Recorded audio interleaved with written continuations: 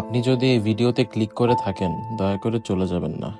Video title এবং thumbnail দেখে হয়তো বুঝতে পেরেছেন আমি একটি ব্যর্থতার গল্প শোনাতে যাচ্ছি। ভিডিওটি আপনার ইউটিউব ক্যারিয়ারকে মৃত্যুর হাত থেকে বাঁচাতে পারে। চলুন টপিকে চলে যাই। আপনারা ভুলেও কেউ কখনো কপিরাইট কন্টেন্ট অর্থাৎ অন্যের ভিডিও নিজের চ্যানেলে আপলোড করে টাকা পয়সা কামানোর চিন্তাও করবেন না। ইউটিউবে এমন অনেক ভিডিও আছে যেখানে বলা হয়েছে ভিডিও কপি করে মানুষ লাখপতি এমনকি কোটিপতি পর্যন্ত হয়েছে। দয়া করে ওসব ভিডিওর ফাঁদে পা দেওয়ার আগে আমার এই ভিডিওটি দেখুন। আজকে আমি আমার নিজের জীবন থেকে পাওয়া একটি শিক্ষা আপনাদের সাথে শেয়ার করব। তবে হ্যাঁ, এটা কিন্তু কোনো মোটিভেশনাল ভিডিও না। আমার চ্যানেলের পড়ার সফলতা পাইনি।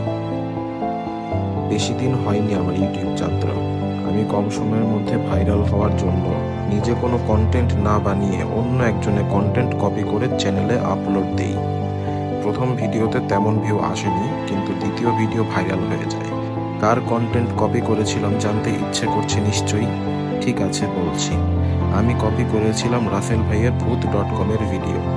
প্রথম ভিডিওতে 1200-এর মতো ভিউ আসে, কিন্তু দ্বিতীয় ভিডিওতে প্রায় 16,000-এর মতো ভিউ আসে এবং ইমপ্রেশন ছিল প্রায় 1 লাখ।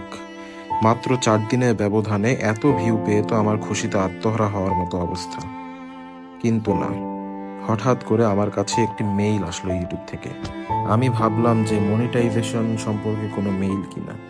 পরে দেখলাম আমার চ্যানেলে কপিরাইট স্ট্রাইক দেওয়া হয়েছে। জি, কপিরাইট স্ট্রাইক, ক্লেইম না। স্ট্রাইক এবং ক্লেইম এই দুটোর মধ্যে আকাশ পাতাল তফাৎ আছে ভাই। যাই হোক, স্ট্রাইক দেওয়ার পরপরই আমার দুটো ভিডিও রিমুভ করে দেয় ইউটিউব, এবং স্ট্রাইকটি দিয়েছিলেন স্বয়ং রাসেল ভাই নিজে। তো স্বাভাবিকভাবেই আমার মনটা প্রচণ্ডভাবে খারাপ হয়ে যায় সেদিন। অনেক খারাপ লেগেছিল আমার। কিন্তু কিছুদিন পর বুঝতে পারি যে আমিই বলছিলাম। আমি কিভাবে অন্যের কন্টেন্ট চুরি করে টাকা কামানোর কথা চিন্তা করতে পারলাম? আমার পরিবার তো আমাকে এসব শিক্ষা দেয়নি। এরপরে আমি আমার ভয়েস দিয়ে ভিডিও আপলোড শুরু করলাম, কিন্তু হায় রে কপাল, স্ট্রাইক খাওয়ার কারণে ইউটিউব আমার চ্যানেলের ভিউ একদম ডাউন করে দিয়েছে। ভিডিও আপলোড করলেই 0 ভিউ দেখতে হচ্ছে সব সময়। আমি এই চ্যানেলে আর সাকসেস পাইনি। এটা কোনো মোটিভেশনাল ভিডিও না, এটা সতর্কতামূলক একটি ভিডিও। জানি না এই ভিডিওতেও কোনো ভিউ আসবে কি না আদৌ। আমি যেরকম ছ্যাঁকা খেয়েছি সেরকম আর কেউ যেন না খায়, এই জন্যই আমার এই ভিডিও আপলোড করা। যদি আপনি কোনোভাবে এই ভিডিওটি দেখা শুরু করেন এবং এতদূর পর্যন্ত আসেন, তাহলে আপনার কাছে আমার একটাই রিকোয়েস্ট থাকবে।